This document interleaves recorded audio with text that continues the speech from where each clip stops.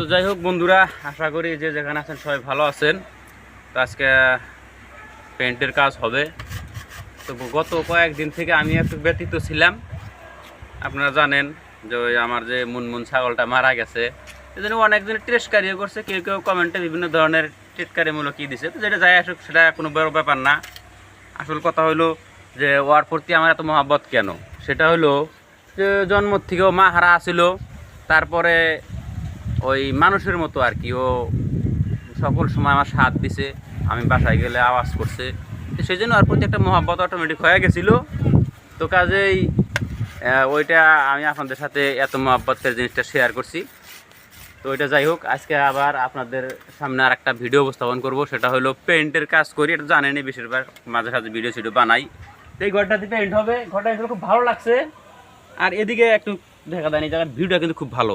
চতুর্দিকে ভিউটা খুব একদম সুন্দর একটা ভিউ, শহরের নিচেই একেবারে পাশে থাকা একটা গ্রাম, এটা খুব ভালো লাগে। তো আজকে সারাদিনের ব্লগটা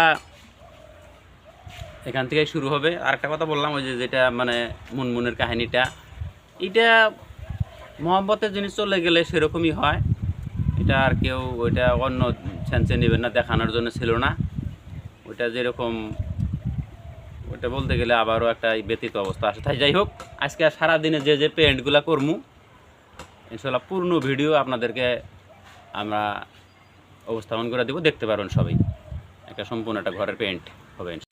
তো যাই হোক, আমরা ইতিমধ্যে এক বেলা পার হয়ে গেছে আমাদের কাজ করতে। পুদিন আগাবেলা কাটছি, পিছনের বেলা এসে গেছে। তো এগুলো মোটামুটি শুকিয়ে গেছে। এখন প্লেট দিয়ে গোটা কাটিগুলো কেটে মোটামুটি সিরিজ মারতেছি। আসলে তো ঘরটা হলো হাফ হল ঘর। তো আমাদেরকে এটা পুডিং কেটে রং করতে দেওয়া হয়েছে।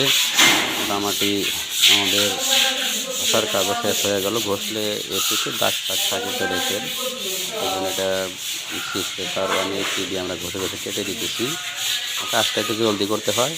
ঘরের মালিক উনি তাড়াতাড়ি ঘরে আসতে হয়, যেহেতু শহরে ভাড়া ঘরে আছে। এখন নিজে ঘরে বাড়ি বানালো, আর যে লোকের সাথে পরিচিত, সেই জন্য আমাদের কন্ট্যাক্ট করে কাজটা আমাদের উপর অর্পণ করেছে। তো কালার কী হবে এখন সেটা উনি ক্যাটালগ দেখে আনবে। আজকের মতো মোটামুটি ধরেন আর কি, আমাদের যে এই 22 ফুট ঘর, আমরা তিনজন লোক আছি মোটামুটি, এক একজন এক একভাবে কাজ করতেছি। তো মোটামুটি এগুলো ধরা শেষ হলে পরে আমরা আর একটু শুকিয়ে দিতে হবে। তারপরে আমরা প্রাইমার প্রয়োগ করব, এটা ওয়াল প্রাইমার। এটা প্রয়োগ করার শুরু করে দিলাম মোটামুটি, ইতিমধ্যে কিছু সময় রেস্ট করে। হ্যাঁ, প্রাইমারটা ভালো করে আমরা দেব, যাতে এটা ফুল অল ঘর না, কামটা একটু সংক্ষিপ্ত, যাতে ভালো হয় আর কি। প্রাইমার মোটামুটিভাবে আমি দেওয়া শুরু করে দিলাম। আমার দুই সঙ্গী যে আরও আছে, তাদেরকে বাইরে কিছু যে ওয়ালের যে কাঁচরা কুচড়াগুলো থাকে সেগুলো পরিষ্কার করতে হয়, নাহলে সেখানে পুটিন কাটা সমান হয় না। এটা যারা পেন্টের কাজ করেন, যারা এগুলা নলেজ রাখেন নিশ্চয়। তো আমরা যত পূর্ণাস্ত পারি চেষ্টা করব যাতে এতটুকুই মানে সৌন্দর্য বোধ করেন ঘরের গড়াকিয়ে। আর যে কাঠ যেগুলো আছে, দরজায় যে কাঠের পোস্ট আছে, কিছু সিমেন্টের পোস্টও আছে, এগুলো অর্ডিনারি এনে লাগিয়ে দেওয়া হয়েছে। এগুলাতে আমরা আদার্স কালার দিব। তো ওয়াল প্রাইমারটা পুটিনের সেই অংশ পর্যন্ত মারলাম। বাকি যেটা কাঠে যেটা হবে, উড কালার হবে, সেটা পরবর্তী দেওয়া হবে। রোটে জালনাতে রোট আছে, সেগুলোতে আমরা পরবর্তীতে দেব। আগে নিচের কামগুলো শেষ করি।